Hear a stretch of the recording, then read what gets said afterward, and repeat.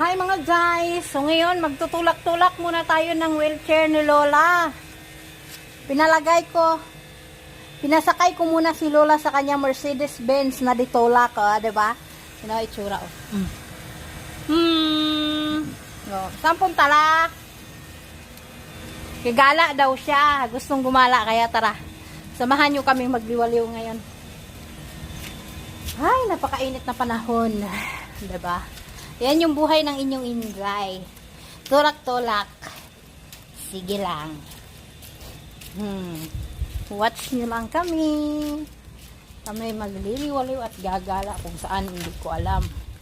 Dito lang kami mag-ikot-ikot.